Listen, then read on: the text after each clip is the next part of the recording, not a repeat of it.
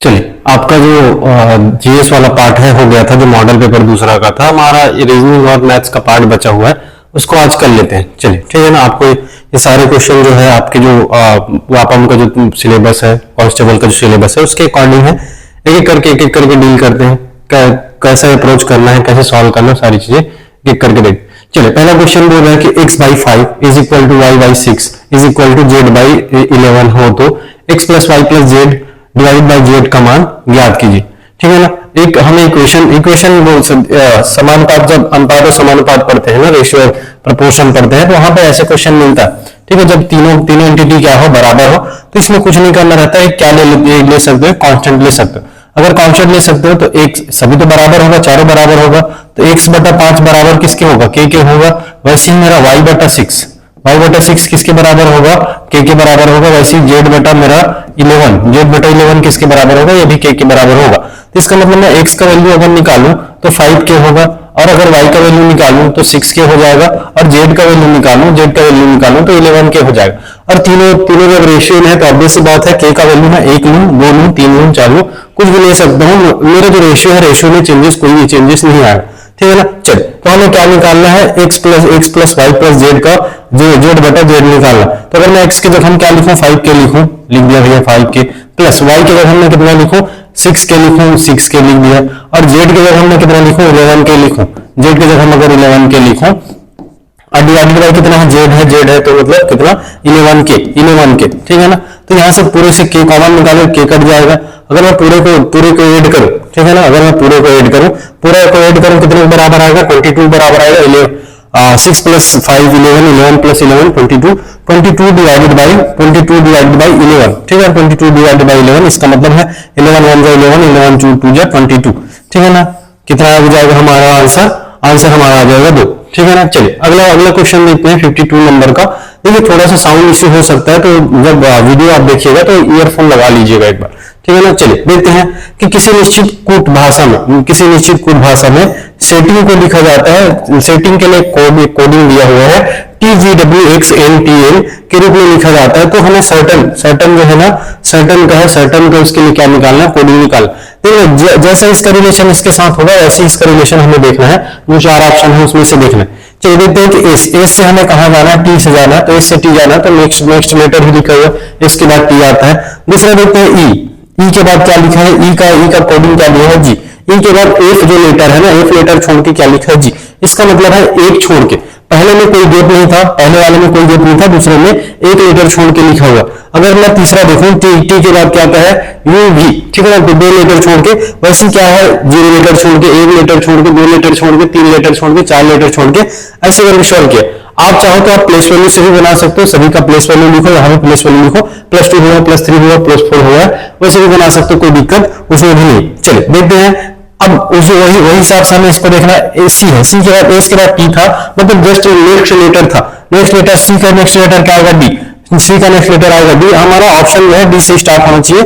C option पे D से start नहीं हो रहा है, और जी ऑप्शन भी क्या नहीं हो रहा है, डी से स्टार्ट नहीं हो रहा है। तो दोनों तो हमारा तो ऑप्शन एलिमिनेट हो गया। अब देखते हैं ई, सेकंड लेटर था, ई के बाद के ई का कोडिंग क्या है, जी है। और यहाँ पे भी सेकंड लेटर ही है, तो क्या है, ई का कोडिंग जी है, तो यहाँ पे भी ई का कोडिंग क्या हो जाएगा, जी हो जाएगा। और डीजी हमें कहाँ पे दिख रहा है, ये रहा हमारा ऑप्शन। ठीक है ना। ऑप्शन शायद ज्यादा कॉम्प्लिकेटेड नहीं था, तो आसानी से बन गया, वरना कई ऐसे ऑप्शन रहते हैं जो ज्यादा कॉम्प्लिकेटेड है, पूरा सिमिलरिटी रहता है, एक आगे जो तुम्हारा अल्फाबेट है वो चेंजेस रहता है। ठीक है ना। चलिए, हमारा आंसर क्या हो जाता है, बी आंसर हो जाता। आगे देखते हैं 53 नंबर का। हमारे जितने भी आपको मॉडल पेपर मिलेंगे ना, मॉडल पेपर मिलेगा, सारे हैंड रिटन होंगे और अच्छे लेवल के क्वेश्चन है, प्रैक्टिस करके जाइएगा जरूर। चलिए, आगे देखते हैं 53 नंबर का क्वेश्चन है, दी गई श्रृंखला में प्रश्न चिन्ह की जगह पर क्या आएगा। ठीक है भैया, दी गई श्रृंखला में प्रश्न चिन्ह क्या, हमारा सीरीज दिया, सीरीज में जो नेक्स्ट लेटर है या फिर जो नेक्स्ट जो हमारा नंबर है वो क्या आएगा, उसके बारे में देखना।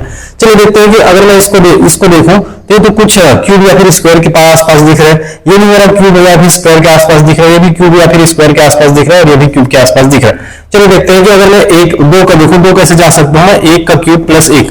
ठीक है ना। ऐसे क्वेश्चन आपको देखने को मिलेगा ही मिलेगा सीरीज के क्वेश्चन में, क्यूब वाला क्वेश्चन, क्यूब और स्क्वायर वाला क्वेश्चन बहुत बार पूछा जाता है। ठीक है ना। अगर मैं इसको देखूं तो 2 का क्यूब प्लस 1 लिख सकता हूं, इसको देखूं तो 3 का क्यूब प्लस 1 लिख सकता हूं, इसको देखूं तो 4 का क्यूब प्लस 1 लिख सकता हूं, इसको देखूं तो 5 का क्यूब प्लस 1 लिख सकता हूं। ठीक है। तो नेक्स्ट लेटर यहाँ पे देखो 1 है, 2 है, 3 है, 4 है, 5 है।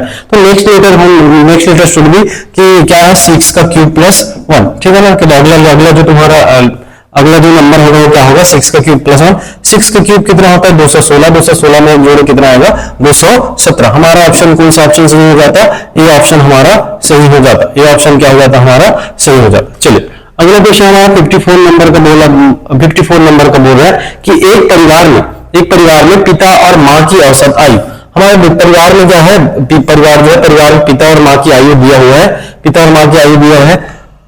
दूसरा स्टेटमेंट बोल रहा है कि और पिता, माँ और उसकी इकलौती पुत्री की आयु कितना है 29, ठीक है ना। औसत दिया है, क्या दिया है औसत दिया है, एवरेज दिया हुआ है पिता और माँ। अगर मैं बेसिक से करना चाहूं तो पिता और माँ का जो एवरेज निकालूंगा क्या होता है कि जितने जो नंबर है नंबर को ऐड करके जो भी संख्या को ऐड करने के बाद क्या है नंबर ऑफ जो तुम्हारा नंबर है उसको से क्या करते हैं, जैसे 2 लोग हैं तो 2 लोगों का जो तुम्हारा औसत है उसको जोड़ो, दोनों का एक जोड़ोगे, जोड़ने के बाद क्या करोगे 2 से भाग दोगे, ठीक है। क्योंकि दो जने हैं। वैसे दूसरे कंडीशन में क्या बोला है कि 3 जने हैं, एक तो पिता है, पिता के साथ साथ माँ है और माँ के साथ साथ उसकी इकलौती बेटी है, ठीक है। किससे भाग दोगे, इसको 3 से भाग दोगे। और ये एवरेज है, ये भी एवरेज है, इनका दोनों का एवरेज दिया है कितना, दोनों का औसत दिया है 37, और यहाँ पे तीनों का औसत दिया है कितना दिया है 29, तीनों का औसत दिया है 29, ठीक है ना। यहाँ पे अगर मैं 37 गुणा 2 करूं, 37 गुणा 2 करूं कितना आएगा 14, 7, 6 से 74, ठीक है ना। ये कितना हो जाएगा 9 + 27, 2 3 दूनी 6, 6 2 8, ठीक है ना।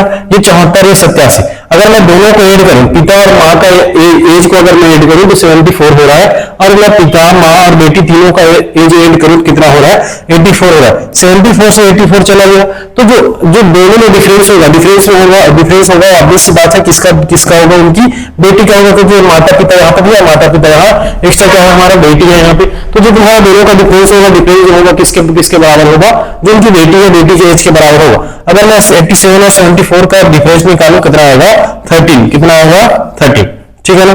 इसका हमारा 54 का आंसर हो जाता कितना 13। चलो 54 जो है ना रैंकिंग का क्वेश्चन है, बहुत अच्छा क्वेश्चन है, ऐसे क्वेश्चन आता है। ये तो बेसिक क्वेश्चन बनता है, या तो प्लेस को जो ना अपने जो प्लेस है प्लेस को क्या करें इंटरचेंज करें या फिर अदला बदली करें, उससे भी क्वेश्चन बनते हैं, ठीक है। ये अदला बदली वाला क्वेश्चन है कि बोला है कि लड़कों की एक पंक्ति में अमर बाएं का मतलब है लेफ्ट हैंड साइड से, अमर जो है यहाँ पे बिठा दो अमर को, अमर जो है लेफ्ट हैंड साइड से कौन से स्थान पर है 7वें नंबर पर, ठीक है भैया। आगे बोला जा रहा है कि और विवेक दाएं से मतलब राइट हैंड साइड से जो विवेक है, विवेक कितने नंबर पे है 12वें नंबर पे। अब बोला जा रहा है कि दोनों लोग विवेक और अमर दोनों क्या कर रहे हैं, अपना जो तुम्हारा प्लेस है प्लेस को क्या करेंगे एक्सचेंज करेंगे। इसका मतलब अमर की जगह में तुम्हारा विवेक और विवेक की जगह में अमर आ जाएगा, ठीक है ना। चलिए देखते हैं, चेंज करके देखते हैं। अगर यहाँ पे अमर आ गया और यहाँ पे क्या आ गया विवेक आ गया, यहाँ पे अमर और यहाँ पे विवेक आ गया, तो अमर जो है राइट हैंड साइड से तो 12वें नंबर पे होगा, इसका रैंकिंग तो चेंज नहीं होने वाला, जगह तो चेंज नहीं होने वाला। तो 12 है तो 12वें नंबर पे आ गया, विवेक इधर से लेफ्ट हैंड साइड से कौन से नंबर पे आ गया 7वें नंबर। अब आगे जो कंडीशन बोला जा रहा है कि अगर ये दोनों आपस में परस्पर चेंज करते हैं, अपना स्थान क्या बदलते हैं तो जो अमर जो है बाएं से मतलब अमर कितने बाएं से मतलब लेफ्ट हैंड साइड की तरफ से अमर कितने कौन से स्थान पे हो जाएगा 22वें स्थान पर हो जाएगा।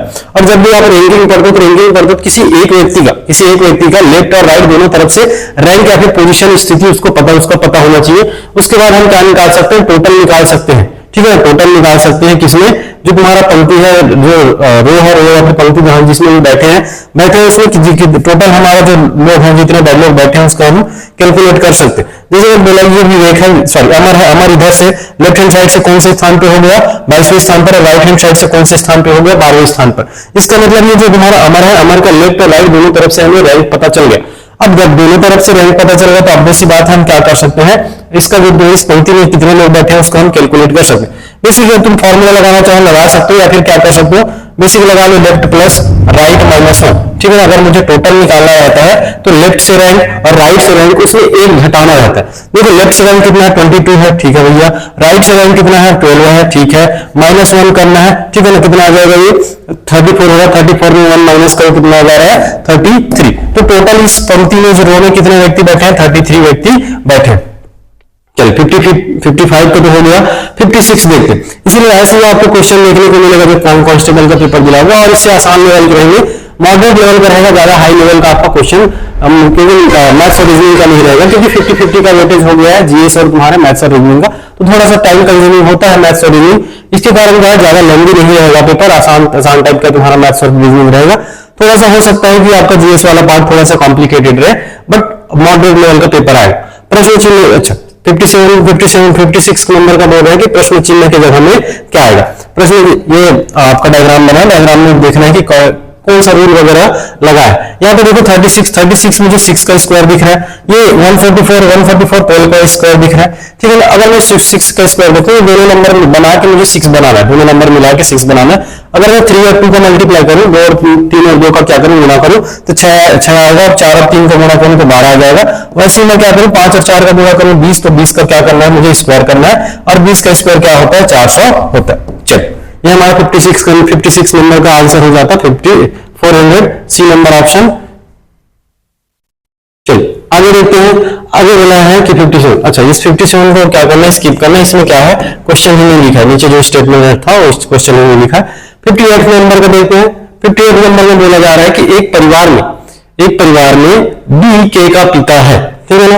एक परिवार है, परिवार में क्या बोला है, बी के का पिता है।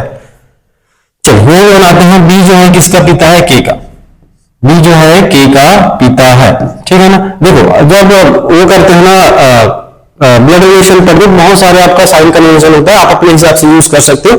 हम यूज करेंगे जो एरो है ना, एरो जो है तो पेरेंट से बच्चे की तरफ होगा, और अगर मैं किसी के ऊपर में प्लस लगाऊं तो क्या है, मेल है, अगर किसी के ऊपर में माइनस लगाऊं तो फीमेल है। बराबर का चिन्ह हम किसके लिए यूज करते हैं, सिबलिंग्स के लिए, भाई बहन के लिए, ठीक है ना। डबल एरो का यूज करते हैं हस्बैंड वाइफ के लिए, ठीक। चल देखते हैं, पेरेंट्स है, बोला जा रहा है कि बी के का पिता है, बी जो है के का पिता है, ठीक है भैया पिता हो गया। आगे बोला जा रहा है कि बी के केवल 2 बच्चे हैं, बी के केवल 2 बच्चे हैं, इसका मतलब एक इसका भाई या फिर बहन होगा, ठीक है, इसका भाई या फिर बहन होगा, मुझे पता है, लेकिन भाई है कि बहन मुझे नहीं पता, इसका एक भाई या फिर बहन होगा। चलिए यहाँ पे एक भाई या फिर बहन होगा। आगे देखते हैं, बोला है कि के आर का भाई है, के जो है आर का भाई है बोला, तो यहाँ पे आर आ जाएगा, क्योंकि बी के कितने 2 बच्चे हैं, तो के आर का भाई। अब ये लड़की है, लड़का है, मुझे नहीं पता आर के बारे में, आर पी की पुत्री है, ठीक है भैया, पुत्री है बोल दिया, तो किसी की पुत्री है, तो अब वैसी बात है, इसकी पुत्री है तो इसके पापा हो जाएंगे, तो ये इसके पापा हो जाएंगे, तो इसकी वाइफ कौन हो जाएगी, क्या बोला है कि आर पी की पुत्री है, आर पी की पुत्री है, तो पी की पुत्री क्या है, लेडीज होगी। ये दोनों हस्बैंड वाइफ हो जाएंगे, बी और पी हस्बैंड वाइफ हो जाएंगे, के और आर क्या है, भाई बहन है, ठीक है। आगे बोला जा रहा है कि ए पी की नातिन है, ए जो है किसकी नातिन है, पी की नातिन है। इसका मतलब है ए जो है पी की नातिन है का मतलब आर की क्या होगी, एक बेटी होगी। नातिन बोला है ना, नातिन बोला है कौन, ए क्या है, आर की क्या है, बेटी है।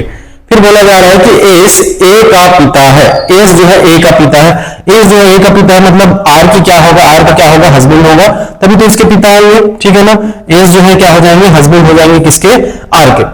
आगे बोला जा रहा है तो एस के से किस प्रकार संबंधित है, एस के से, इसको चेंज कर लेना, के जो है एस से किस प्रकार संबंधित है, के एस का क्या लगेगा, साला लगेगा, के एस का क्या लगेगा, साला। दिख रहा है कि बहन का जो भाई है, सॉरी वाइफ का जो भाई है क्या लगेगा, साला लगेगा, साला या फिर 1.5 साल बोल तो ठीक है ना, साला लगेगा, ठीक। तो ऑप्शन सी ऑप्शन हमारा क्या हो जाता, सही हो जाता। अगला देखते हैं 59 नंबर का क्वेश्चन क्या बोल रहा है कि यदि किसी भाषा में फ्राई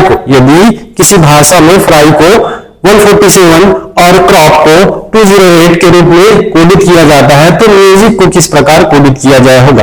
देखिए यहाँ पे 3 अल्फाबेट है, 3 अल्फाबेट से मुझे सडन कितना लाना है, 147 लाना है, ठीक है ना। तो ऐसा जो क्वेश्चन रहता है कि सडन चेंज हुआ रहता है वैल्यू में, अगर मैं इसको जोड़ू या मैं इसका प्लेस वैल्यू जोड़ू, और प्लेस वैल्यू जोड़ने के बाद नंबर ऑफ अल्फाबेट है, प्लेस वैल्यू को जोड़ने के बाद नंबर ऑफ अल्फाबेट है, उससे मैं मल्टीप्लाई करूं, नंबर ऑफ अल्फाबेट कितना है, 3 है, प्लेस वैल्यू को जोड़े अगर मैं 3 से मल्टीप्लाई करूंगा 147 आएगा, और इसका भी अगर मैं प्लेस वैल्यू को जोड़ के 4 से मल्टीप्लाई करूंगा 208 आएगा। वैसे हमें देखना है कि म्यूजिक के लिए देखते हैं, एम का प्लेस वैल्यू कितना होता है, एम का प्लेस वैल्यू होता है 13, ठीक है ना। यू का प्लेस वैल्यू होता है हमारा 21, एस का प्लेस वैल्यू होता है 19, और आई का प्लेस वैल्यू होता है 9, और सी का प्लेस वैल्यू होता है 3, ठीक है ना। अगर मैं सबको ऐड करूं तो कितना आएगा, सबको ऐड करूं तो 65 आएगा। 65 नंबर ऑफ अल्फाबेट कितने हैं, 5 है, तो इसको मल्टीप्लाई करो कितना आएगा, 5 5 25, 5 6 30 2 32, ठीक है ना, 325। हमारा आंसर क्या आ जाएगा, 325, ठीक। तो ऐसे भी क्वेश्चन आपको देखने को मिल सकता है कि प्लेस वैल्यू को ऐड करने के बाद उसमें गुणा भाग वगैरह किया, ठीक है, अगर मैं सभी का प्लेस वैल्यू ऐड करूं और नंबर ऑफ अल्फाबेट से मल्टीप्लाई करूं, हमारा ऑप्शन जो आंसर है वो आ जाएगा। ठीक है, म्यूजिक का वैसे प्लेस वैल्यू सभी का प्लेस वैल्यू लिख के अगर मैं प्लेस वैल्यू को ऐड करूं 65 आएगा, 65 को नंबर ऑफ अल्फाबेट से मल्टीप्लाई करना है, बस कितना आएगा 3325। चलिए अगला क्वेश्चन लेते हैं। अगला क्वेश्चन बोला जा रहा है कि सिलोजिज्म से एक क्वेश्चन बनने के चांसेस है आपके पेपर में सिलोजिज्म से बनेगा। ठीक है ना, चलिए देखते हैं कि कोई पेन पेंसिल लिए, बोला है कि पेन और पेंसिल का 36 का आंकड़ा। ठीक है ना, ये पेन हो गया और ये हो गया हमारा पेंसिल हो गया। पेन और पेंसिल कभी एक दूसरे के अंदर नहीं जा सकते, क्योंकि बोला है ना कोई पेन पेंसिल नहीं है, एक भी पेन पेंसिल नहीं है। अगर बोला है कि सभी पेंसिल चाक है, ये रहा पेंसिल को बोला है कि सभी पेंसिल क्या है हमारे चौक है। ठीक है ना, सभी पेंसिल क्या है चौक है। अब हमें वो जो तुम्हारा स्टेटमेंट दिया था, स्टेटमेंट को देख के हमें वेन डायग्राम बनाना रहता है, और वेन डायग्राम बनाने के बाद जो हमारा निष्कर्ष है, निष्कर्ष को हमें चेक करना रहता है कि वो जो निष्कर्ष है गलत तो नहीं है, फिर सही नहीं है। ठीक है, सही है फिर गलत है, उससे चेक करना रहता है वेन डायग्राम से। कोई चाक पेन नहीं है।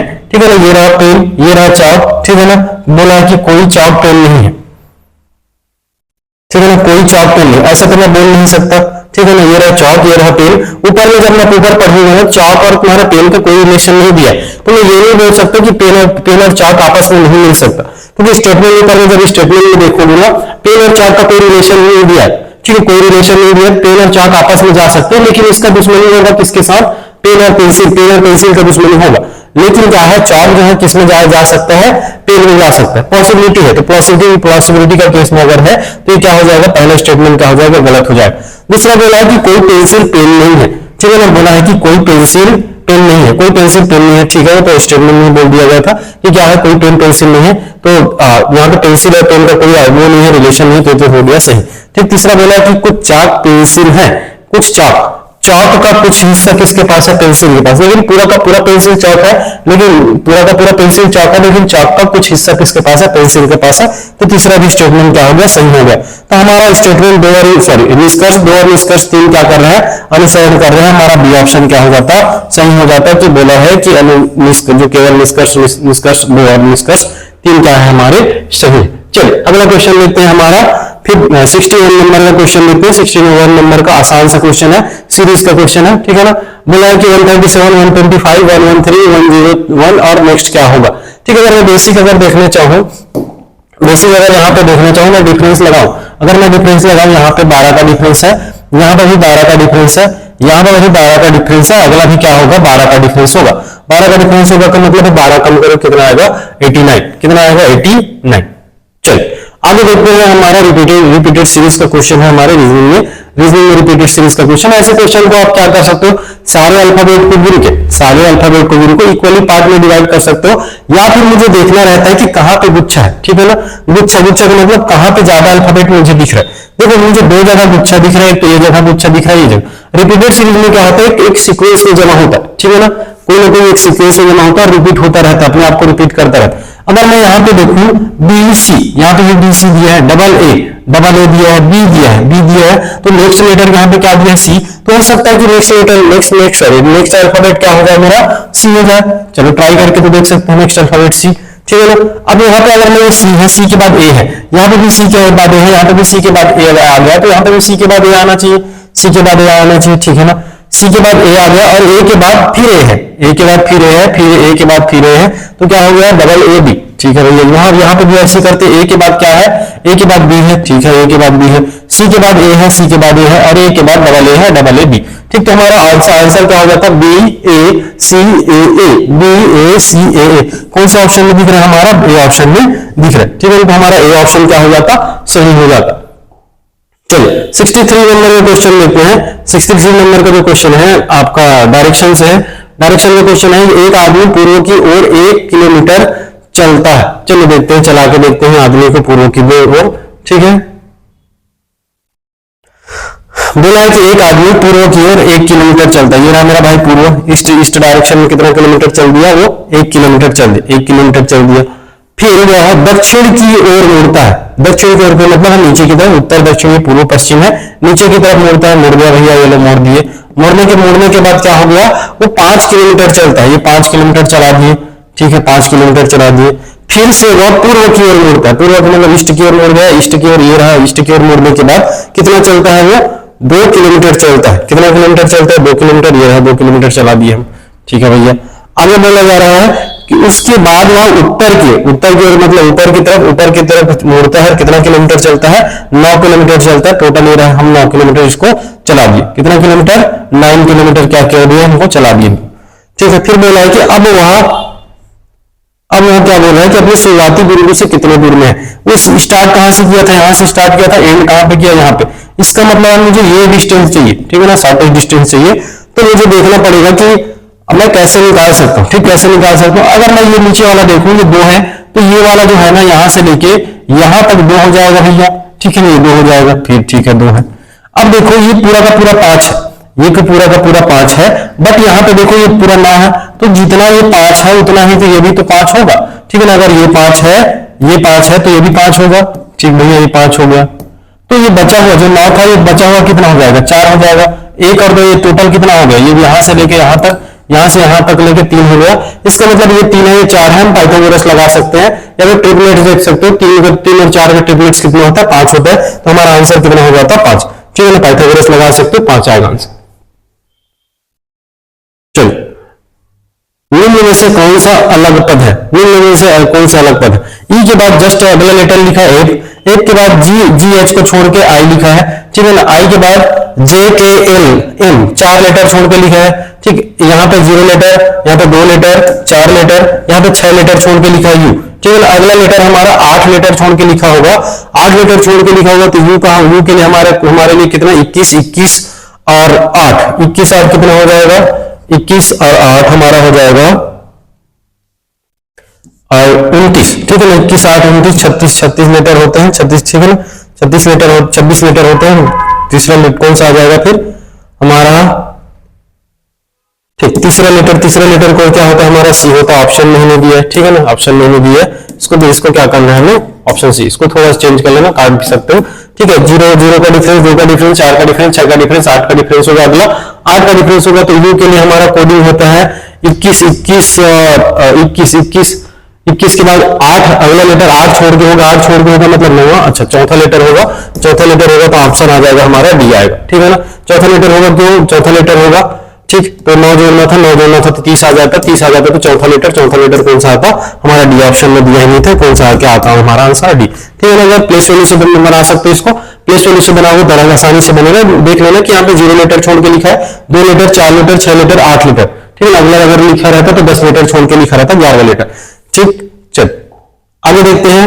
आगे बोला है कि एक आकृति दिया हुआ है, आकृति में हमें देखना है कि त्रिभुज की संख्या देखना। ठीक है ना, त्रिभुज की संख्या देखना है कि मैं अलग अलग इसको सिमेट्री में बांट सकता हूँ, अलग अलग सिमेट्री में। तो ये 3 यहां से हो गया। ठीक है ना, ये 3। ठीक, वैसे ये 3 यहां से हो गया। ठीक, ये 3 एक यहां से हो गया। ठीक है भैया, ये 3 कहां से हो गया? यहां से हो गया। 12 तो ऐसे बन गए। ठीक है, 12 ऐसे बन गए। और देखते हैं, अगर मैं जो तुम्हारा ये कंप्लीट था, ये तो ये इसको मैं एक कंप्लीट अगर लाइन लूं, इसको एक कंप्लीट लाइन लूं, इस कंप्लीट लाइन से ऊपर एक बार रहा है और नीचे एक बार रहा है। ठीक है ना, इस कंप्लीट लाइन से ऊपर एक बार रहा है, नीचे एक बार रहा है। अगर मैं वैसे ही इसको एक कंप्लीट लाइन लूं, इसको एक कंप्लीट लाइन लूं, तो ये ऊपर में एक बनेगा और ये नीचे एक बनेगा। ठीक है ना, और कहीं से बनते दिख रहा है हमें? और कहीं से बनते दिख रहा है? नहीं तो दिख तो नहीं रहा है। ठीक है ना, कितना आ जाएगा हमारा? 3 3 6 3 9 3 4 12 12 और 4 16 हो जाएगा। ठीक है ना, तो हमारा नंबर ऑफ ट्रायंगल कितने हो जाएंगे? 16। ठीक, चलिए 66 नंबर का क्वेश्चन देखते हैं। दिया है हमारा, ये तुम्हारा वेन डायग्राम का क्वेश्चन है। वेन डायग्राम देखना है, रिलेशन देखना था। वैसे क्वेश्चन में क्या है? कुछ भी रिलेशन देखना है। कुत्ता, पालतू जानवर और बिल्ली। कुत्ता, पालतू जानवर और बिल्ली। ठीक है, देखिए पालतू जानवर, कुत्ता को भी पालतू जानवर के कैटेगरी में रखते हैं। ठीक है, पेट एनिमल है हमारा, जो तुम्हारा डॉग है। साथ ही साथ कैट भी क्या है? पेट एनिमल है, तो दोनों इसके अंदर आ सकते हैं। ठीक, तो हमारा ये ऑप्शन क्या हो जाएगा? सही हो जाएगा। चलो अगला देखते हैं कि एक महिला की ओर इंगित करते हुए पुरुष ने कहा। ठीक है ना भैया, ऐसे क्वेश्चन में थोड़ा सा मैप बना लिया करो। ठीक है ना, मैप बना लेना। एक महिला है, ये लेडीज है, एक पुरुष जो है उसकी तरफ इशारा करते हुए कह रहा है कि उसकी माता की माता, ये जो तुम्हारा लेडीज है ना, लेडीज की माता, उसकी माता। ठीक है, लेडीज की माता का माता, लेडीज की माता का माता, उसकी माता की माता, मेरे पिता। ठीक है, इनके पिता होंगे, इनके पिता की क्या है? माता है। इनके पिता की क्या है? माता है। तो इनकी माता मतलब ये जो लेडीज है ना, इनके दो बच्चे हैं। ठीक है ना, दो बच्चे हैं, एक तो इसका बेटा है, ठीक है ना, ये बेटा है, और एक इसकी क्या है, बेटी है, ठीक, एक इसकी बेटी है। इसका मतलब ये बेटा है और ये बेटा है और ये बेटी है, बेटी की बेटी, ठीक है, नातिन हो गया, और बेटा का बेटा पोता हो गया, ठीक है ना, बेटा का बेटा क्या हो गया, पोता हो गया। तो हमें पूछा जा रहा है कि तो उस पुरुष और महिला से संबंध, ये है जो पुरुष है ना, पुरुष है, ठीक, तो ये तो दोनों भाई बहन है, ठीक, दो भाई बहन है, ये तो भाई बहन है ना, दोनों भाई बहन हो गए, ठीक। तो क्या बोल रहा है कि उस पुरुष का महिला संबंध, महिला संबंध ऑब्वियस सी बात है कजन ब्रदर हो जाएगा, ठीक है ना, पुरुष जो है इस महिला को क्या हो जाएगा, कजन ब्रदर, मेरा भाई है, ठीक है ना, ये मामा ही तो है, ये इसका मामा लगेगा, मेरा भाई हो जाएगा। चलिए आगे देखते हैं।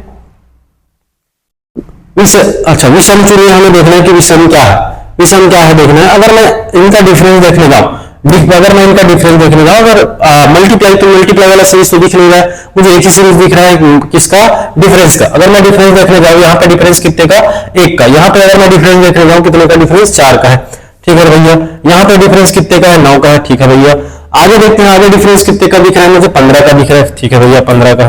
आगे का डिफरेंस कितने का दिख रहा है, 15, ये हमारा 26, ठीक, 26 का डिफरेंस दिख रहा है, ठीक है भैया। आगे हमें दिख रहा है कितने का डिफरेंस है, 36 का डिफरेंस, ठीक है। तो मुझे तो ये तो दिख रहा है ना, ये एक जो है 1 का स्क्वायर है, 1 का वर्ग है, 2 जो है 2 का वर्ग है, और 3 क्या है, 3 का वर्ग है।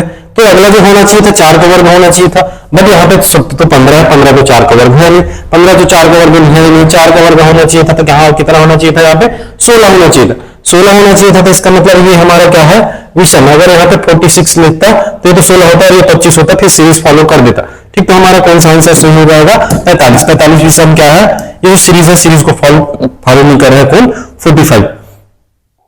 चलो आगे देखते हैं, आगे बोला जा रहा है 69 नंबर का क्वेश्चन बोला जा रहा है कि हमें क्या बोलते हैं, एनालॉजी का क्वेश्चन है कि थर्मामीटर का रिलेशन जैसे किसके है, तापमान से है, वैसे चारों ऑप्शन में एक जो ऑप्शन है वो दोनों एक दूसरे से क्या रखते होंगे, रिलेशन रखते होंगे। लंबाई सदिश, ये तो रिलेशन बैठ नहीं रहा है क्योंकि थर्मामीटर का यूज होता है तापमान नापने के लिए।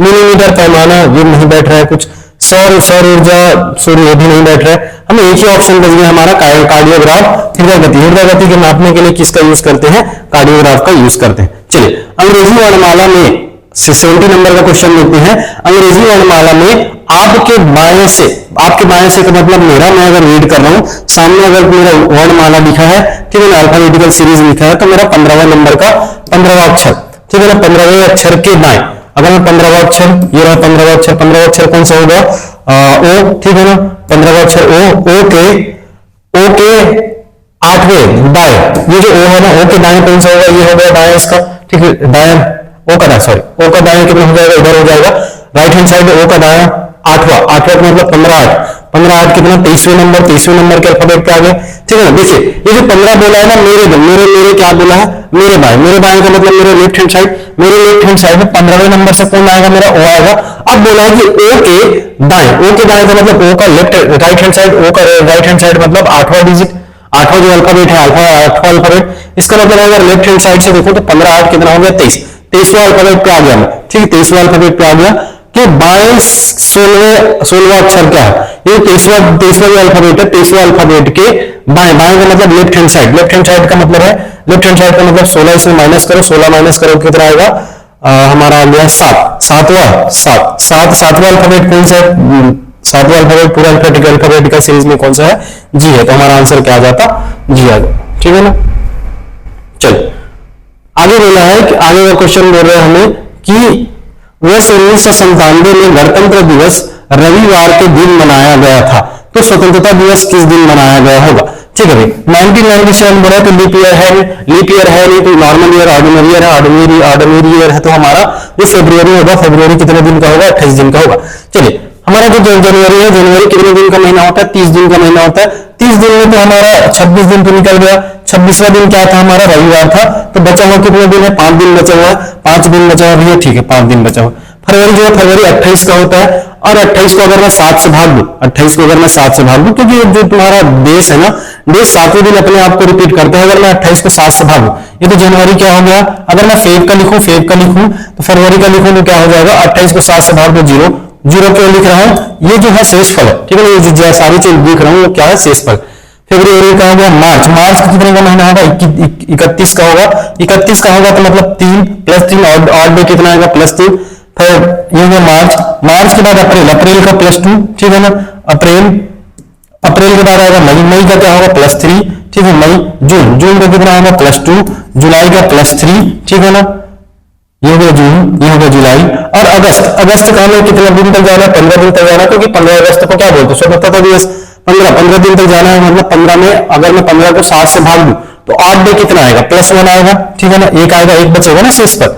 ठीक, चलिए देखते हैं। अगर मैं देखूं सभी को जोड़ूं, सभी को ऐड करूं, कितना आएगा, 5 3 8 8 और 2 10 10 और 5 15 15 और 4 19, ठीक है ना, 19 आएगा। अगर मैं 19 को 7 से भाग दे रहा हूं, 19 को 7 से भाग दे रहा हूं, कितनी बार में जा रहा है, 7 दूनी 14, मेरा ऑड डे कितना बच रहा है, +5, ठीक, 5 बच रहा है। तो रविवार में अगर मैं 5 जोड़ू, रविवार में 5 जोड़ू तो रविवार 0, ठीक है ना, रविवार को हम रविवार के लिए कोडिंग कितना लेते हैं, 0 0 या फिर 7 लेते हैं, ठीक है ना। तो रविवार में 5 दिन जोड़ू तो 5वां दिन कौन सा हो जाएगा, हमारा शुक्रवार हो जाएगा। कौन सा दिन हो जाएगा, शुक्रवार। तो हमारा स्वतंत्रता दिवस 1997 में कब पड़ा होगा, इस कैलेंडर के हिसाब से शुक्रवार को पड़ा होगा।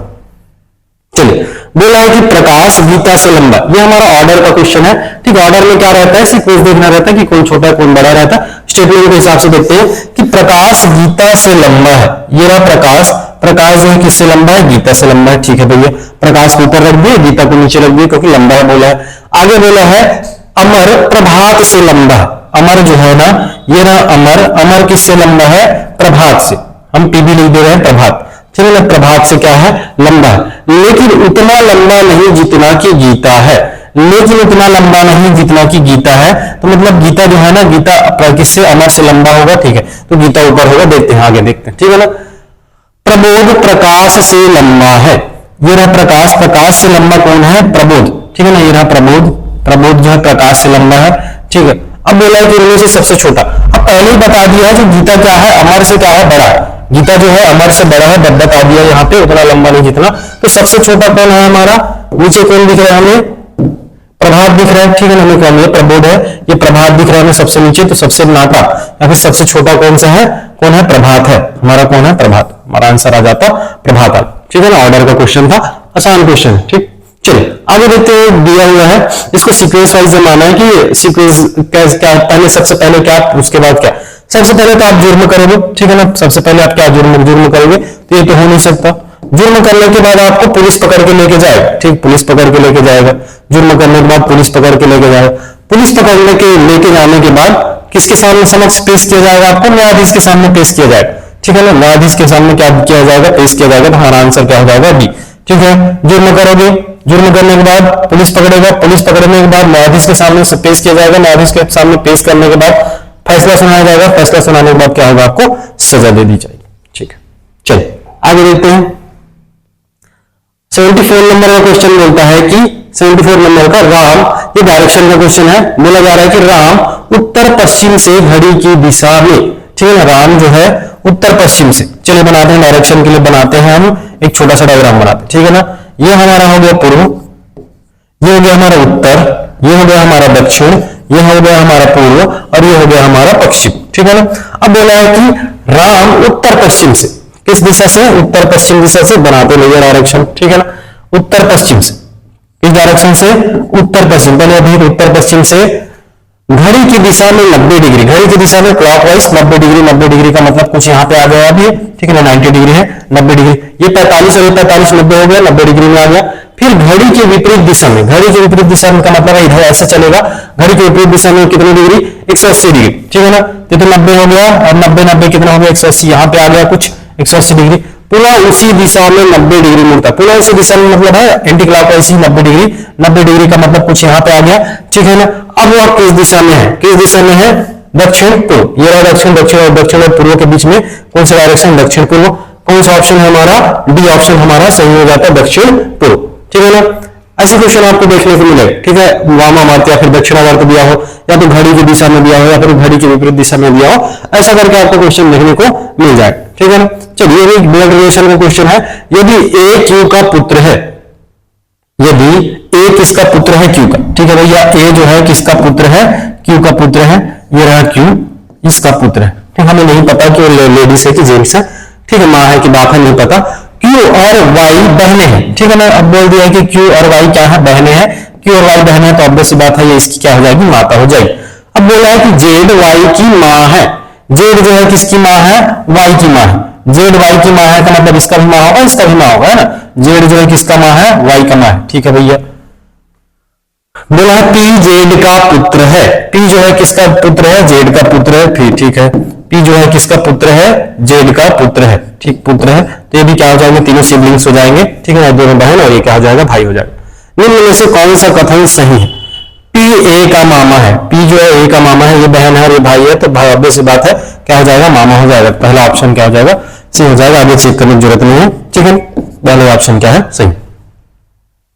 चलिए आगे देखते हैं, बी डी के पश्चिम में है, ठीक है ना। ये भी ऑर्डर वगैरह, ऑर्डर डायरेक्शन का क्वेश्चन है। बी डी के पश्चिम में है, ये जो है डी है, डी के पश्चिम, ये पूर्व है, पश्चिम है, उत्तर है, दक्षिण है, तो बी जो है किसके पूर्व में है, डी के, ठीक है ना। बी जो है डी के पूर्व में है। आगे बोला जा रहा है कि जो जी के दक्षिण में, ये जो वर्ड है ना, जो वर्ड है, जो पीछे का जो जिससे रिलेशन दिया था पहले, उससे उसके रिस्पेक्ट में दिया होता है, जो किसके, जी के कौन से डायरेक्शन में है, डी दक्षिण डायरेक्शन में, तो इसके लिए दिया हुआ है। आगे बोला है कि यदि एस जी के पूर्व में है, यदि जो है एस जो है किसके पूर्व में है, जी के, ठीक है ना। एस जो है किसके पूर्व में है, जी के पूर्व में है, ठीक है भैया। आगे बोला जा रहा है जो सी के दक्षिण में है, जो सी के क्या है, दक्षिण में है, किसके लिए बोला जा रहा है, जी के लिए बोला जा रहा है, जो सी के क्या है, दक्षिण में है, ठीक है भैया, हो गया। आगे बोला है कि डी एस के संदर्भ में किस दिशा में है, ये रहा एस, ये रहा डी, एस किस डायरेक्शन में है। अगर मैं इसका लाइन खींचू तो ये तो हो गया पूर्व, और ये हो गया पश्चिम, ये हो गया उत्तर, और ये हो गया दक्षिण, तो कौन सा दक्षिण पश्चिम, कहां पे दिख रहा ऑप्शन, हमारा सी ऑप्शन सही हो जाता, ठीक है ना। सी ऑप्शन क्या हो जाता, सही हो जाता, दक्षिण पश्चिम। 77 नंबर का देखते हैं, यदि सुबह 8:15 घड़ी का मिनट सुई पूर्व दिशा में है, ठीक है ना। 8:15 हुआ है, एक घड़ी बना लेते हैं, ठीक है ना। घड़ी बन गया, ये 6, ठीक है ना, ये 3, 9, 12, ठीक है ना। 8 बजे का मतलब 6, ये 7, ये 18 होगा। 8:15, इसका मतलब घड़ी का सुई कुछ यहाँ पे होगा, ऐसा कुछ 15 मिनट में, और मेरा क्या है, मिनट सुई 15 में होगा, ठीक है भैया। ये रहा मिनट का सुई, मिनट का सुई क्या है, 15 में है। आगे बोला है कि तुम्हारा जो मिनट का सुई है, मिनट सुई जो है पूर्व दिशा में, अगर ये पूर्व दिशा में तो ऑब्वियस बात है पूर्व दिख रहा है, ये पूर्व, तो इसके अपोजिट वाला क्या हो जाएगा, पश्चिम हो जाएगा, ऊपर वाला उत्तर हो जाएगा, और ये ऊपर वाला नीचे वाला क्या हो गया, दक्षिण। तो हमें इसका देखना है, ये किसके बीच में दिख रहा है, मेरे पश्चिम और दक्षिण के बीच में, तो दक्षिण पश्चिम, हमारा ऑप्शन सी चला जाता, सही हो जाता, दक्षिण पश्चिम। चलो आगे बोला है 78 नंबर का क्वेश्चन बोल रहा है, 78 नंबर का क्वेश्चन बोल रहा है कि विषम ज्ञात कीजिए। विषम जो रिलेटिव है एक दूसरे से, बस विषम ज्ञात करना है। अगर मैं यहाँ पे देखूं, मुझे 11 से 21 बनाना है या फिर 21 से 11 बनाना, तो अगर मैं 11 दूनी 22 करूं, ठीक है ना। अगर मैं 11 दूनी 22 करूं और उसमें एक घटा दूं, 11 दूनी 22 करूं, उसमें एक घटा दूं, 21 आ जाएगा, ठीक है भैया। अगर इसका देखो 16 दूनी 32 करूं, एक घटा दूं, 31 आ जाएगा। 17 दूनी 34 में एक घटा दूं, कितना आ जाएगा, 33 आ जाएगा। हमारा 15 दूनी 30, 30 में एक घटाते 29 आता है, लेकिन ये क्या है, यहाँ पे 33 लिखा है, तो ये हमारा क्या हो जाएगा, विषम हो जाएगा। चलो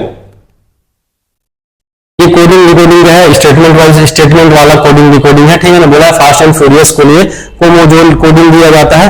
सारे कोडिंग ऐसे क्वेश्चन में क्या क्या करना रहता है, जो हमारा स्टेटमेंट दिया है, स्टेटमेंट और कोडिंग में जो तुम्हारा कॉमन वर्ड है, कॉमन वर्ड को निकालना रहता है बस, ठीक है ना। अगर मैं पहला स्टेटमेंट और दूसरे स्टेटमेंट में देखूं, पहले स्टेटमेंट और दूसरे स्टेटमेंट, दूसरा स्टेटमेंट क्या है, डू इट फास्ट, तो पहला स्टेटमेंट में फास्ट लिखा है, दूसरे स्टेटमेंट में फास्ट लिखा है। कोडिंग भी क्या होगा, सेम होगा इसके लिए, ठीक है ना, क्योंकि एक ही भाषा में लिखा जा रहा है, कोडिंग सेम होगा। यहाँ पे लिखा है चाम होगा, यहाँ पे लिखा है को मो जो लिखा है, तो हमारा मो क्या हो जाएगा, दोनों कॉमन है, मो कॉमन है, तो फास्ट के लिए क्या हो जाएगा, कोडिंग मो हो जाएगा, ठीक है ना। आगे देखते हैं, अगर मैं दूसरा और तीसरा में देखूं, सी डिड इट, ठीक है, तो यहाँ पे ईट है, यहाँ पे भी ईट है, और कोडिंग देखो, कोडिंग दोनों में क्या समान दिख रहा है, मुझे गा समान दिख रहा है, ठीक है ना, गा समान दिख रहा है, यहाँ पे भी गा है, ये रहा गा, और यहाँ पे भी कोडिंग में क्या है, गा है, तो मेरा ईट के लिए क्या हो जाएगा, गा, ठीक है ना। ईट के लिए क्या हो जाएगा, गा। अगर ईट के लिए गा है तो मेरा बचा क्या, डू, और हमें पूछा किसका है, डू का ही पूछा है, और बचा डू किसके, डू के लिए क्या हो जाएगा हमारा कोडिंग, चा, ठीक है ना। डू के लिए हमारा कोडिंग क्या हो जाएगा, चा हो जाएगा।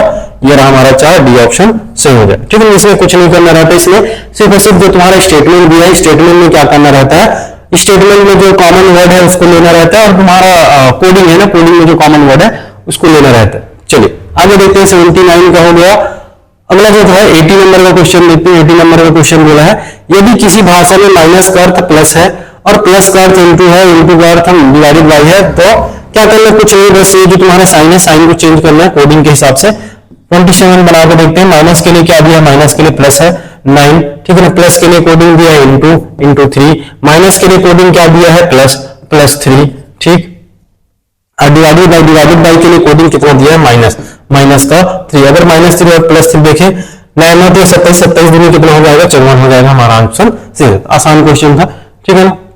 चलिए एक और क्वेश्चन आ गया। ये क्वेश्चन तो केवल स्टार्टिंग नंबर 51 नंबर का क्वेश्चन था। कुछ नहीं करना रहता है, कांस्टेंट ले लेते किए तो ए का वैल्यू हो जाता है 3, बी का वैल्यू हो जाता है 4 और सी का वैल्यू हो जाता है 5, तो 3:4:5, ठीक है ना। आंसर क्या हो जाता है हमारा 3:4:5 हमारा सही आंसर चला जाता, ठीक है। चलिए आगे बोला है कि 82 नंबर का 1 का वर्ग 2 का वर्ग 3 का वर्ग ऐसे लेके कहां तक जाना है, 10 के वर्ग तक लेके जाना है हमने। ये जो है ना इसके लिए फॉर्मूला याद रखना पड़ेगा, ठीक है ना। अगर फॉर्मूला बेसिक से भी करना चाहो तो कर सकते हो, 10 का सबका स्क्वायर कर करके क्या कर सकते हो, जोड़ सकते हो, कोई दिक्कत नहीं है। बेसिक इसको याद रख लेना, n+1, ठीक है ना, n+1 2n+1 डिवाइडेड बाई 6, ठीक है ना। n कितना मेरा 10 है, 10 गुणा 11, ठीक है, 10 गुणा 11, ठीक है। तो 10 दूनी 20, 20 और 1 21, यहाँ पे आएगा 21 डिवाइडेड बाई 6, ठीक है ना। अगर इसको मैं सॉल्व करूं कितना आएगा 385 आएगा। सॉल्व करके देख लीजिएगा, देख लेते हैं। 2 3 6 2 5 10, ठीक है ना। 2 3 6 2 5 10, 3 कम 3 3 7 21 7 5 35 35 11 कितना हो जाएगा 385, ठीक है। आगे देखते हैं 83 नंबर का क्वेश्चन बोल रहा है 3 + 2 to the power x is equal to 2, 27 to the power 1/3 plus 64 to the power 1/2। अब इसमें हमें देखना है कि जो ये पावर है ना x जो है इसका वैल्यू कितना होगा, ठीक है ना। इसका वैल्यू कितना होगा, फिट इंटरवल मेथड भी लगा सकते हो, कोई दिक्कत नहीं। अगर बेसिक से करना चाहो तो ये कितना हो जाएगा, इसको मैं क्या लिख सकता हूँ, अब मुझे क्यूब के फॉर्म में तोड़ना है क्योंकि पावर में 1/3 है ना, उसको हटाना है, क्यूब के फॉर्म में तोड़ना है। मैं इसको 3 का क्यूब लिख सकता था, ठीक है, 3 का क्यूब लिख सकता हूँ भैया, ठीक। मैं इसको क्या लिख सकता हूँ 64 को 8 का स्क्वायर लिख सकता हूँ, 8 का वर्ग लिख सकता हूँ 1/2, ठीक है ना। पावर में और पावर लगाओ तो क्या कर सकते, ये कट जाते हैं, दोनों गुणा हो जाएंगे तो 3 से 3 कट गया, 2 से 2 कट गया, ठीक है ना भैया। आगे देखते हैं क्या बचा, 8 3 हो गया 11 में 3 घटा कितना बचा 8, तो 2x इज इक्वल टू कितना हो जाएगा 8 को मैं क्या लिख सकता हूँ 2 का क्यूब लिख सकता हूँ, 2 का क्यूब हो गया 2x। तब देखो आधार बराबर है तो घात क्या हो जाते हैं, बराबर हो जाते हैं, तो x का x बराबर किसके हो जाएगा 3 के बराबर हो जाएगा, तो हमारा बी ऑप्शन क्या हो जाता, सही हो जाता, ठीक है ना। आसान क्वेश्चन था, ठीक है ना। सर्च एंड डाइसेस का क्वेश्चन है ये। चलिए आगे देखो हमारा मैथ्स स्टार्ट हो गया है, जिसमें से 84 नंबर का क्वेश्चन लेते हैं। यदि किसी भिन्न का अंश 12% बढ़ा दिया जाए एवं हर को 2% घटा दिया जाए तो भिन्न 6/7 हो जाता है, ठीक है। मान लो कि x और y है मेरा अंश, और अपने आप में जो अंश और हर 100% तो होगा। बोला कि 12% बढ़ा दिया जाए तो 100% में 12% बढ़ा दो कितना हो जाएगा 112, ठीक है ना। तो 112 यहाँ पे लिख रहा हूँ 112 x हो जाएगा, ठीक है, आंसर हो गया। हर कितना बोला 2 घटा दिया जाए, 100% अपने आप में 2 घटाया कितना हो जाएगा 98%, ठीक है, 98/y, ये किसके बराबर हो जाएगा 6/7। अब सॉल्व करना, बस कुछ नहीं करना, ठीक है ना। सॉल्व करें, चलो अगर मैं 7 से काट रहा हूं तो 7 एकम 7 7 चौक, ठीक है, 7 एकम 7 7 एकम 7 7 चौक 28, ये कट गया भैया। और किसी को और कर सकता हूं, चलो अगर मैं 7 से और 2 से काट सकता हूं, 2 7 14, और ये क्या हो सकता है 2 5 10 और 2 6 12, ठीक है भैया। यहां से 7 एकम 7 7 8 56, ठीक है भैया।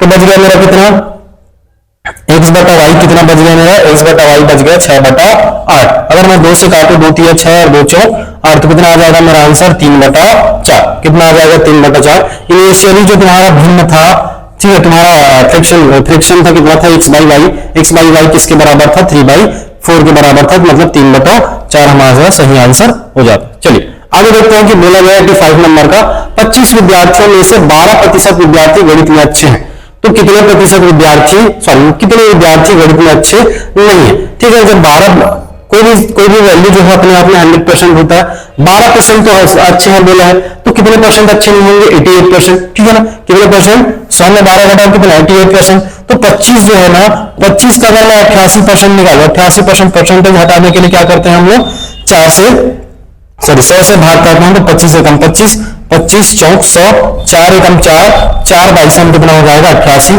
तो हमारा बी ऑप्शन क्या हो जाता है, एकदम सही हो जाता। चलिए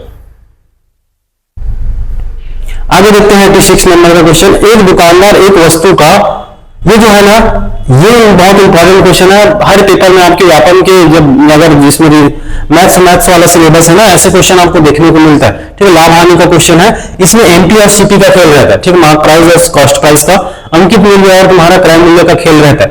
अगर देखो बोला है कि अंकित मूल्य कितना है 1500 रुपया है और ग्राहक उस पर कितने परसेंट का छूट देता है, 10% का छूट देता है। छूट देने के बावजूद वो कितना कमाता है, 20% का लाभ कमाता है। ठीक, छूट दिया है लेकिन छूट देने के बावजूद भी कितने परसेंट का लाभ कमाता है, वो 20% का लाभ कमाता है। चलिए तो क्या करना है, कुछ नहीं करना, MP by CP, MP by CP. ठीक है ना, एमपी बाई सीपी। अब हमें देखना है कि अब मैं सीपी को क्या करूं, अगर मैं सीपी से एसपी, कुछ नहीं एसपी बराबर करना रहता है। ठीक है, अगर मैं देखूं तो प्रॉफिट हुआ ना, प्रॉफिट हुआ तो कोई वैल्यू अपने आप में 100% है, 20% का प्रॉफिट हुआ तो कितना परसेंट हो गया, 120 हो गया। ठीक है भैया, और जो है कितने परसेंट का छूट दिया जा रहा है, 10% का। तो छूट किसमें दिया जाता है, हमेशा मार्क प्राइस में दिया जाता है, मार्क प्राइस में छूट दिया जाता है तो 90। ठीक है, 10% का छूट दिया गया है। तो अब मुझे मार्क प्राइस दिया है तो एमपी की जगह मैं 1500 लिख सकता हूँ। ठीक है, सीपी हो गया, ये इधर हो गया मेरा 120, ये हो गया मेरा 90। ठीक है, इसको सॉल्व करो, कुछ नहीं करना है, ये सॉल्व हुआ। ठीक है, 3 तिया 9, 3 चौक 12। ठीक है, अगर मैं इसको सॉल्व करूं, 4 एकम 4, 4 तिया 12, 4 चौक 16। ठीक है ना, 4 तिया 12 हो गया, 4 सत्ते 28, 20 4 5 20, 375, 375 गुना 3 करूंगा कितना होगा, 1125 रुपए। ठीक है, कितना आ जाएगा 1125। तो मेरा सीपी कितने किसके बराबर हो जाएगा, सीपी 1125। ये ऐसे क्वेश्चन आपको हर एक जितने भी मॉडल पेपर देंगे ना, मॉडल पेपर के हर एक मॉडल पेपर में आपको सेम टू सेम क्वेश्चन मिल जाएगा। बस हमारा जो वैल्यू है ना, वैल्यू चेंज मिलेगा आपको। एमपी बाई सीपी से क्वेश्चन बनने के चांसेस अच्छे खासे। ठीक है ना, चलिए 87 के नंबर का देखते हैं। ये हमारा टाइम एंड वर्क का है, टाइम एंड वर्क का है, इसको छोड़ देना, थोड़ा सा क्वेश्चन में थोड़ा सा कम वो है, मिस्टेक है, इसके कारण इसको छोड़। ठीक है, बोला कि 5 क्रमागत विषम संख्याओं का औसत। देखिए सम और विषम का अगर औसत बोला है ना, देखिए ये अपने आप में विषम संख्या है। ठीक, विषम संख्या है, बोला कि 5 क्रमागत विषम संख्या होगा तो खुद तो एक विषम संख्या खुद 31 होगा, एवरेज वाला। ठीक है, 5 बोला है तो इसको मैं सेंटर पे लिखूं, 2 इसके लेफ्ट हैंड साइड और सॉरी 2 इसके राइट हैंड साइड और 2 लेफ्ट हैंड साइड, हमें विषम बस देखना है। ठीक है, इसके अगला जो विषम होगा कितना होगा, 35 होगा, और 33 का अगला विषम कितना होगा, 35 होगा भैया।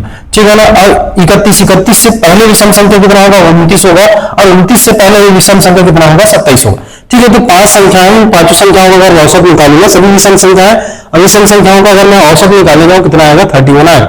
हमें बोला है कि सबसे बड़ी संख्या का वर्ग ज्ञात करना है। ठीक है, हमारा ये सबसे बड़ी संख्या क्या है, 35 है। और अगर मैं 35 का स्क्वायर करने जाऊं, 35 का अगर मैं स्क्वायर करने जाऊं, 35 का स्क्वायर करके देख लो, 5 पंचे 25, 2 5 या 15, 15 दूनी 30, 2 32, 2 3 3 3 9 9 2 11। ठीक है ना, कितना आ जाता है 1125।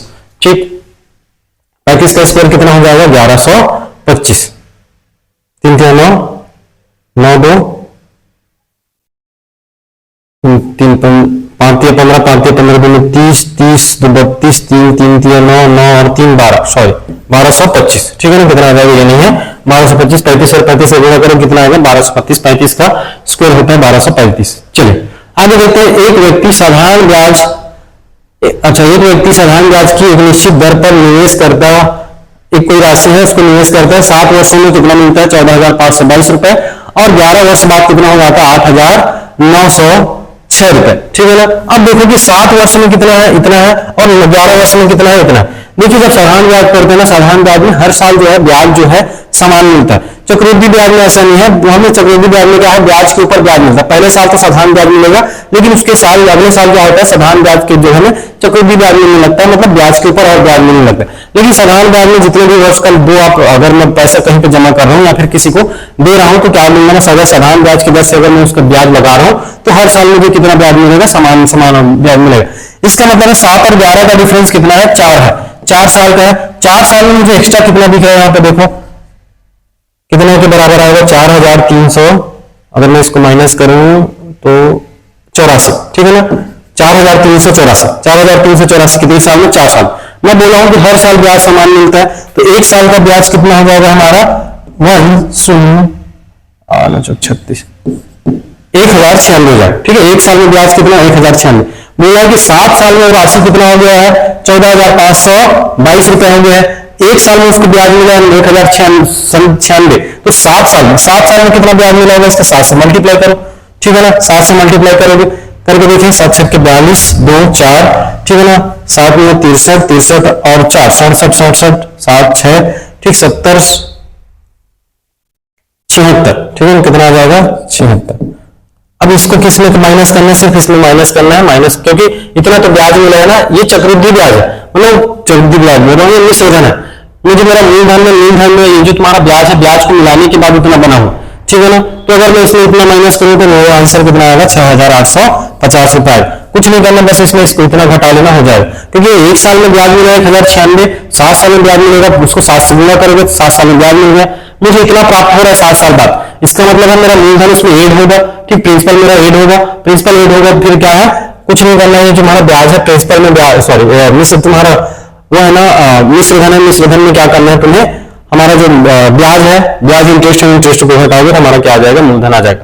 70 नंबर का क्वेश्चन देखते हैं। 70 नंबर का क्वेश्चन बोला कि एक छात्र 30% अंक प्राप्त करता है और 50 अंकों से अनुत्तीर्ण हो जाता है, जबकि एक अन्य छात्र 42% अंक प्राप्त करता है, न्यूनतम आवश्यक अंकों से 58% अंक अधिक प्राप्त करता है। देखिए एक ही एग्जाम है, एक ही एग्जाम में दो बच्चे अपीयर हो रहे हैं, दोनों एक बच्चा जो है ना 30% अंक प्राप्त कर रहा है, वो पूर्णांक उसका 30% अंक प्राप्त कर रहा है, लेकिन वो 50 अंक से क्या हो जा रहा है, फेल हो जा रहा है। अगर ये 30% अंक प्राप्त कर रहा है और 50 अंकों से फेल हो जा रहा है, तो अगर मैं 50 अंक ज्यादा पाता तो पास हो जाता भैया, ठीक है। आगे बोला है कि कोई दूसरा छात्र है 42% अंक प्राप्त करता है, मैं यहीं पे लिख रहा हूं 42% अंक प्राप्त करता है और क्या करता है 58 अंक अधिक प्राप्त करता है, पास होने से 58 अंक अधिक प्राप्त करता है। तो मैं अगर इसमें 58 अंक कम कर दूं, 58 अंक कम कर दूं तो एग्जैक्ट पास होगा। अब ये भी पास हो गया, ये भी पास हो गया। पास होने के लिए कोई भी एक एग्जाम है, तो पास होने के लिए मिनिमम तो तुम्हारा नंबर या फिर मिनिमम जो मार्क्स है वो तो दोनों में इक्वल होगा।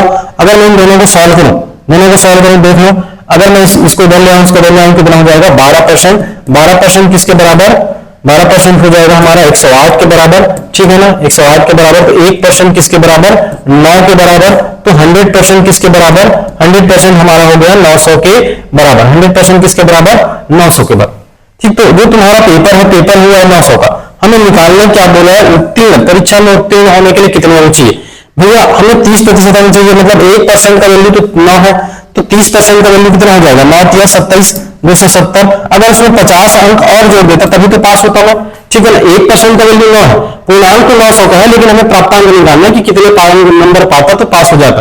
तो 1% का वैल्यू तो 9 है, 30% का वैल्यू हो जाएगा 270, ठीक है ना। उसमें 50 ऐड करो कितना हो जाएगा, 50 ऐड करो 270 में 50 ऐड करो कितना हो जाएगा 320, कितना हो जाएगा 320। ये रहा हमारा ऑप्शन ए। ऑप्शन ए क्या हो जाता है हमारा, सही हो जाता 320। चलो अगला क्वेश्चन देखते हैं। अगला क्वेश्चन बोला है कि 15/16, 19/20, 24/25 और 34/35। ऐसे क्वेश्चन में हमें सबसे पहले ऑब्जर्व करना है कि अंश और हर, ठीक है ना, न्यूमरेटर और डिनोमिनेटर में कितने का अंतर है। यहाँ पे एक का अंतर है, यहाँ पे भी एक का अंतर है, यहाँ भी एक का अंतर है, यहाँ पे भी एक का अंतर। अगर डिफरेंस समान है, ठीक है, न्यूमरेटर और डिनोमिनेटर का जितनी भी परिमेय संख्या दिया है उसका न्यूमरेटर और डिनोमिनेटर का अगर क्या है अंतर समान है, अंश और हर का अंतर समान है, तो जो विसंख्या बड़ा दिखेगा, जो हर अंश में जो बड़ा है वो बड़ा होगा और जो अंश में छोटा है वो क्या होगा, छोटा होगा। हमें क्या पूछा है, सबसे छोटा भिन्न पूछा है, तो हमारा सबसे छोटा भिन्न कौन सा हो जाएगा, डी नंबर ऑप्शन। अगर हमें सबसे बड़ा पूछता तो कौन सा हो जाता, 34/35 हो जाता। चलिए 92 नंबर का क्वेश्चन देखते हैं। एक दुकानदार एक वस्तु पर मूल्य का 20% अधिक अंकित करता है एवं 5% की छूट देता है। चलो बहुत अच्छा, ऐसे क्वेश्चन में क्या करना रहता है, फ्रैक्शन से बनाना रहता है, ठीक है ना। अगर मैं 20% का फ्रैक्शन वैल्यू देखूं, 20% का फ्रैक्शन वैल्यू देखूं, मतलब 20/100, और 20/100 किसके बराबर होता है 1/5 के, ठीक है भैया। 5% का फ्रैक्शन वैल्यू देखूं तो 5/100, 5/100 का मतलब 1/20 के बराबर होगा, ठीक है भैया।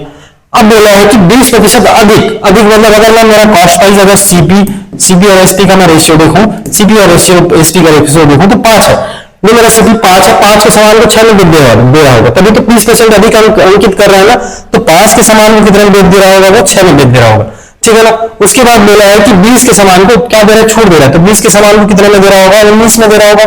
20 के समान को कितने में दे रहा होगा, 19। 20 पंजे कितना हो गया 100 हो गया, 19 छक्के कितना होता है 114, ठीक है ना। तो 100 के सामान कितने में बेच रहा है 114 में, तो कितने परसेंट का लाभ हो रहा है मुझे 14% का, यहाँ पे सीधा सीधा दिख रहा है कितने परसेंट का लाभ हो रहा है 14% का लाभ। चल 93 नंबर जो है स्टेटमेंट वाइज क्वेश्चन है। पहला स्टेटमेंट बोला है कि दो पूर्णांकों का योग हमेशा एक पूर्णांक होता है। होल नंबर क्या होता है, होल नंबर जो है -1 से स्टार्ट हो गए, इधर जितने भी है -1 से स्टार्ट हो गए, जीरो भी इंक्लूड रहता है, और इधर पॉजिटिव वाला वैल्यू, जितने भी नेगेटिव वाला वैल्यू है जीरो है, और जितने पॉजिटिव वाला वैल्यू है सभी को मिला के क्या होता है पूर्णांक होल नंबर होता है। ठीक बोला है कि दो होल नंबर मतलब -1 और -2 अगर मैं क्या करूं जोड़ू, -1 को जोड़ू कितना आएगा -3 आएगा, ये भी होल नंबर है, ठीक है भैया। तो पहला स्टेटमेंट तो सही हो गया। बोला जा रहा है कि दोनों का अंतर, अगर मैं दोनों को घटाता फिर भी होल नंबर आता, कितना आता 1 आता, तो भी क्या हो जाएगा सही हो जाएगा। तीसरा स्टेटमेंट बोला -14 बड़ा है किससे -1 से, ऐसा तो नहीं है भैया, बड़ा नहीं है छोटा है, ठीक है। -5 -2 कितना हो जाएगा -7 बड़ा है -8 से, बिल्कुल बड़ा है भैया, -8 से बड़ा है। हमारा कौन सा स्टेटमेंट गलत है, स्टेटमेंट 3 गलत है, मैं सत्य ही देख रहा था, स्टेटमेंट 3 क्या है गलत। चल 94 नंबर का क्वेश्चन देखते हैं। यदि किसी वर्ग की भुजा में 20% की वृद्धि किया जाए, ठीक है ना, 20% की वृद्धि किया जाए, 20% का हमारा क्या फ्रैक्शन है, फ्रैक्शन मेथड बहुत आसान मेथड होता है। 20% का फ्रैक्शन वैल्यू होता है 1/5। अब 1/5 कहां से है, 20 को 100 से भाग दो, 20 एकम 20, 20 पंचे 100, 1/5 ये फ्रैक्शन वैल्यू, ठीक है। अगर उसका भुजा a जो है 5 था, तो वृद्धि किया जाए तो कितने का वृद्धि किया जाए 1 का, तो पहले तो 5 था, अब कितना हो गया 6 हो गया, ठीक है ना। और वर्ग दिया है, वर्ग का एरिया, वर्ग का क्षेत्रफल कितना होता है, भुजा का वर्ग होता है, भुजा का वर्ग, पहले भुजा 5 था, भुजा कितना हो गया 6, 5 था तो 5 का वर्ग 25, 6 था 6 हो गया तो 6 का वर्ग 36, ठीक है ना। कितने का अंतर आ रहा है यहाँ पे देखो, कितने का अंतर आ रहा है मेरा 9 का अंतर आ रहा है, 9 का अंतर किस पे 25 पे, ठीक है ना, 9 का अंतर आ रहा है 11 का अंतर आ रहा है, 11 का अंतर आ रहा है 11/25, किस पे अंतर आ रहा है 25 पे अंतर आ रहा है, गुणा करो 100, ठीक है ना। तो 25 एकम 25, 25 चौं 100, 11 चौं 44, कितने प्रतिशत का वृद्धि होगा 44% का वृद्धि होगा, क्योंकि 25 से कितना हो गया 36 हो गया है। पहले तो एरिया कितना आना चाहिए था 25 आना चाहिए था, अब एरिया कितना आ गया 36 आ गया है, तो ऑब्वियस सी बात है कितने परसेंट का वृद्धि हुआ है 44% का हमारा वृद्धि हुआ। चलिए आगे देखते हैं 95 नंबर का क्वेश्चन। 800 रुपए की राशि चक्रवृद्धि ब्याज की दर से 5% की दर से कितने समय में 882 रुपए हो जाएगा, ठीक है। ऐसे क्वेश्चन को इसको हम फ्रैक्शन से ही देखेंगे, फ्रैक्शन से सॉल्व करके देखते हैं, ठीक है ना। किससे सॉल्व करके देखते हैं, फ्रैक्शन से, मैं यहीं करा दे रहा हूं, ठीक है, इसको मिटा दे रहा हूं, बहुत आसान, ठीक है ना, बहुत फ्रैक्शन से करने जाओ तो आसान है, ठीक है, बेसिक मेथड आप लगा सकते हो, कोई दिक्कत नहीं, उससे भी बन सकता है, ठीक है ना। चलिए 5% का फ्रैक्शन वैल्यू कितना होता है अभी बताया हमें 1/20, 1/20, ये 20 तुम्हारा प्रिंसिपल होता है, नीचे हमेशा प्रिंसिपल होता है। जब साधारण ब्याज चक्रवृद्धि ब्याज देखते हैं ना, दर लिखा है, रेट लिखा है ना, नीचे प्रिंसिपल है, ऊपर क्या है मेरा ब्याज है, ब्याज कितने का मेरा होगा 20, 1 का, तो 20 रुपया पहले था, अब कितना हो गया 21 हो गया, ठीक है ना। लेकिन पैसे में कितना दिया है 800, और यहाँ पे कितना दिया 882, तो इसको अगर मैं रेशियो को अगर अनुपात को तोड़ू और कम करूं कितना 2 से भाग से दे सकता हूं, कितना हो गया 400, 2 से भाग दूंगा कितना हो गया 441। अब देखना है कि मैं बोला हूं कि चक्रवृद्धि ब्याज होता है, ब्याज के ऊपर ब्याज होता है, हर है ना, चक्रवृद्धि ब्याज होता है, ब्याज के ऊपर ब्याज होता है, साधारण ब्याज जो है हर साल आपको इक्वली ब्याज मिलेगा, ठीक है। देखो यहाँ पे जो 20 है, 20 से मुझे 400 जाना है, 20 से 400 जाना है, तो 20 का अगर मैं वर्ग करूं, 20 का वर्ग करूं तो कितना हो जाएगा 400, अगर मैं 21 का वर्ग करूं तो कितना हो जाएगा 441। इसका मतलब है वर्ग का मतलब है 2 साल, वर्ग का मतलब है 2 साल, अगर क्यूब होता तो क्यूब का मतलब होता 3 साल, तो कितने साल में 2 साल, कितने साल में 2 साल में क्या हो जाएगा 800 का कितना हो जाएगा 882 रुपए हो जाएगा। चल 96 नंबर का क्वेश्चन लेते हैं। चल एक रेलगाड़ी 9 किलोमीटर की चाल से दौड़ रही है, व्यक्ति को 40 सेकंड में पार करती है, और 6 किलोमीटर की चाल से दौड़ते हुए दूसरे व्यक्ति को 30 सेकंड में पार करती है, ठीक है भैया। रेलगाड़ी है और 2 व्यक्ति हैं, 2 व्यक्ति अलग अलग चाल से चल रहे हैं, ठीक है। देखते हैं कैसे कर सकते हैं हम लोग। अगर मैं बोलूं कि व्यक्ति का चाल क्या है एस है, और तुम्हारा रेलगाड़ी का चाल कितना है 9, तो अगर रिलेटिव स्पीड देखो कितना हो जाएगा एस माइनस 9 में हो जाएगा, ठीक है। रेलगाड़ी का लेंथ मुझे नहीं पता, मान लो उसका एलटी है, कितना है एलटी, कितना सेकंड में पार कर रहा है पहले व्यक्ति को 40 सेकंड में, फिर ठीक है भैया 40 सेकंड में, ये पहला इक्वेशन हो गया, ठीक। दूसरा वैसी स्टेटमेंट क्या है कि 6 किलोमीटर के 4 से चल रहा है तो कितने कितने कितने सेकंड में पास पार कर रहा है, लेंथ टू चेंज होना जा रहा है, एल टी मतलब लेंथ ऑफ ट्रेन, ठीक है, कितने सेकंड में 30 सेकंड।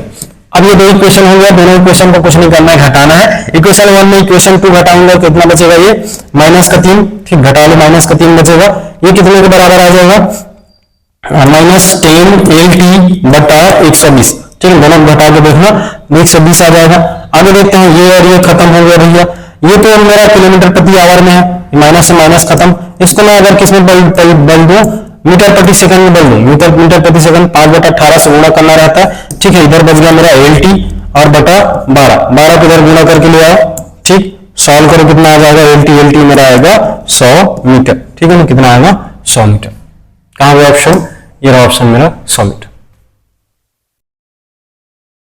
चलिए आगे देखते हैं, किसी परीक्षा में एक छात्र को किसी संख्या को 3/14 बताने को कहा गया, लेकिन भूल से उसने संख्या में 3/4 बता दिया, तो उसका उत्तर सही उत्तर से 180 अधिक हो गया, सही संख्या बताई, ठीक है भैया।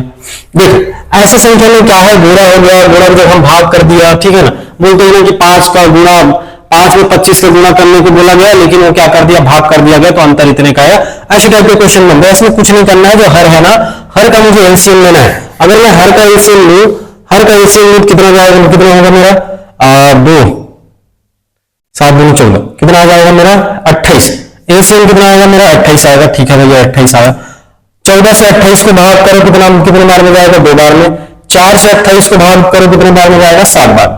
जो भाग कर रहे हैं हमें सिर्फ अंश में गुणा करना है, 3 गुनी 6 होना था संख्या, लेकिन 7 किया 21 हो गया, ठीक है। संख्या हमारा आना चाहिए था 6, लेकिन हो गया 21। अब देखो 6 आना चाहिए था, 21 हो गया। डिफरेंस कितने का है मेरा, 15 का डिफरेंस है।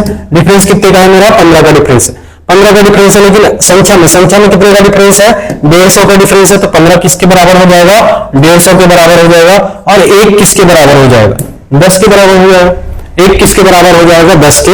अगर मैं देखूं तो 60 आता और ये 210 आता, 60 और 210 का डिफरेंस कितने का बराबर हो जाएगा, 150 के बराबर। हमें पूछा है वह संख्या क्या होगी, वह संख्या क्या होगी जो बताने को बोला गया, जो बताने को बोला गया, तो 28 होगा वो संख्या, 28 गुना 10 किसके बराबर हो जाएगा, 280 के। वो संख्या कितना हो जाएगा मेरा, 280 हो जाएगा। चलिए भैया आगे देखते हैं, यदि कोई धनराशि चक्रवृद्धि ब्याज पर 3 वर्षों में 3 गुनी हो जाती है, वह 9 गुनी होने में कितनी समय लगेगा। बहुत आसान तरीका बता रहा हूं इसके लिए, ठीक है ना। चक्रवृद्धि ब्याज के 3 वर्षों में, कितने वर्षों में, 3 वर्षों में कितना गुना, 3 गुना। ये तो समय है, और ये क्या है, गुना, कितने गुना हुआ है उसको लिखना है, ठीक है ना। अब बोला है तो वह 9 गुनी होने में, ये समय कितना समय लेगा, कितने गुनी होने में, 9 गुना होने में।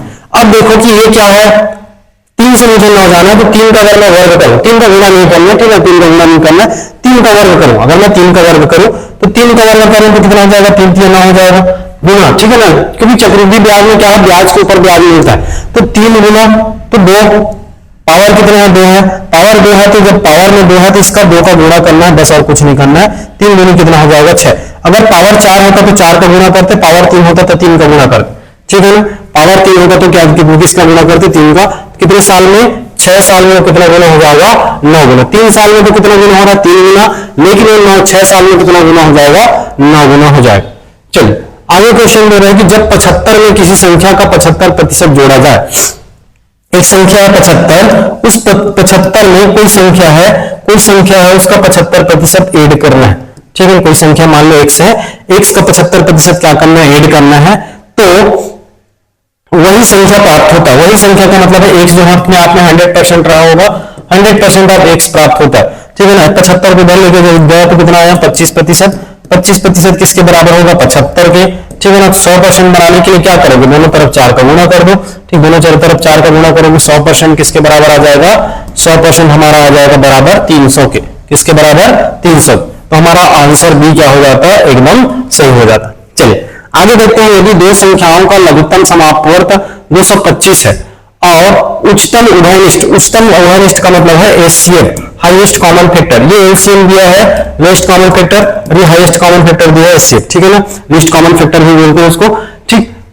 और 5 है तो और एक संख्या दिया 75, एक फॉर्मूला पढ़े होंगे एचसीएफ, HCF इंटू LCM, ये हमेशा बराबर होगा किसके, दोनों संख्याओं के मल्टीपल के बराबर होगा। HCF दिया है हमारा 5, LCM दिया है हमारा 225, पहला संख्या दिया है 25, हमें दूसरा संख्या निकालना है, ठीक है ना। दूसरा संख्या निकालना है तो बस कुछ नहीं करना है, 25 को इधर लेके आओ, भाग करो, 5 एकम 5, 5 पंचे 25, ठीक है, 5 एकम 5, 5 45 225, कितना आ जाता 25, ठीक है ना। तो ये हुआ हमारा जो मैथ्स और रीजनिंग का क्वेश्चन, जो दूसरा मॉडल पेपर था उसका, दूसरा मॉडल पेपर के मैथ्स और रीजनिंग का क्वेश्चन है।